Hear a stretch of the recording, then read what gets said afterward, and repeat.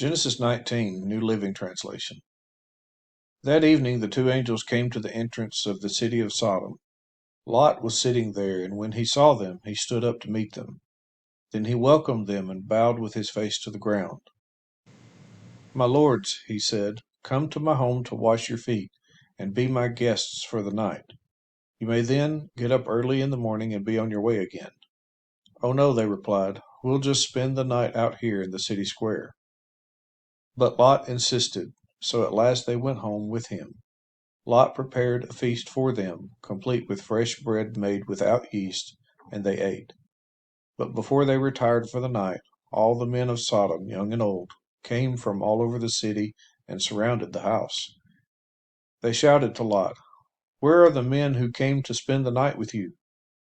Bring them out to us so we can have sex with them." So Lot stepped outside to talk to them, shutting the door behind him. "Please, my brothers," he begged, "don't do such a wicked thing. Look, I have two virgin daughters. Let me bring them out to you, and you can do with them as you wish. But please leave these men alone, for they are my guests and are under my protection." "Stand back," they shouted.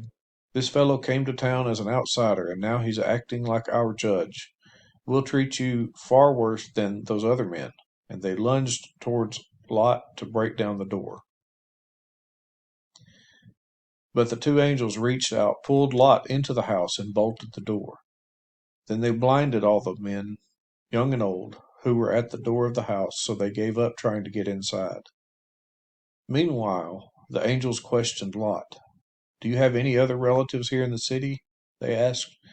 "Get them out of this place, your sons-in-law, your sons, daughters, or anyone else. For we are about to destroy this city completely. The outcry against this place is so great it has reached the Lord, and he has sent us to destroy it." So Lot rushed out to tell his daughter's fiancés, "Quick, get out of the city. The Lord is about to destroy it."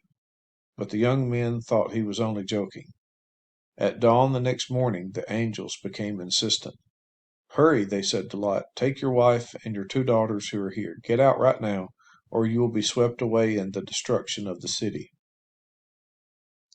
When Lot still hesitated, the angels seized his hand and the hands of his wife and two daughters and rushed them to safety outside the city, for the Lord was merciful.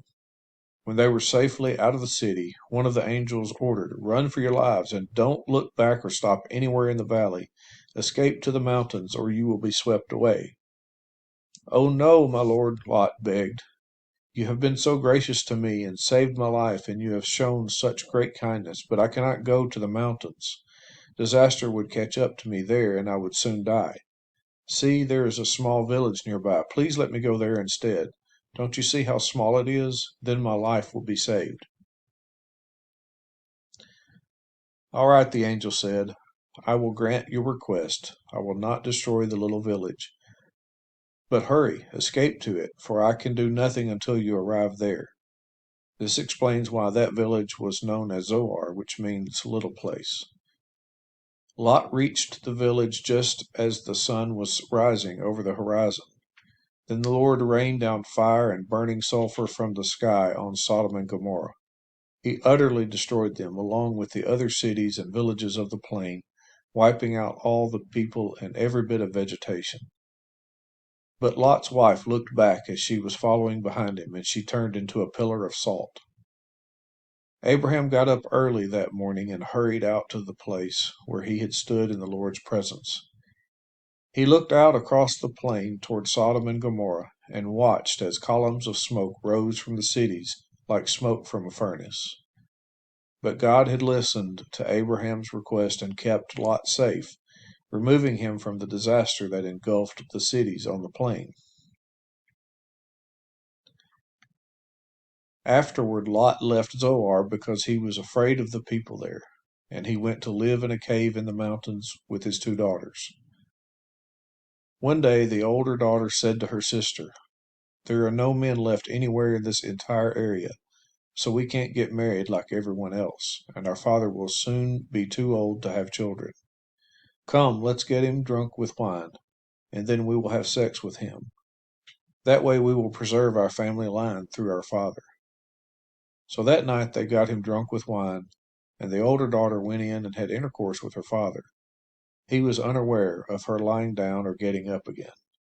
The next morning, the older daughter said to her younger sister, "I had sex with our father last night. Let's get him drunk with wine again tonight, and you will go in and have sex with him. That way we will preserve our family line through our father." So that night they got him drunk with wine again, and the younger daughter went in and had intercourse with him. As before, he was unaware of her lying down or getting up again. As a result, both of Lot's daughters became pregnant by their own father. When the older daughter gave birth to a son, she named him Moab. He became the ancestor of the nation now known as the Moabites. When the younger daughter gave birth to a son, she named him Ben-Ammi. He became the ancestor of the nation now known as the Ammonites.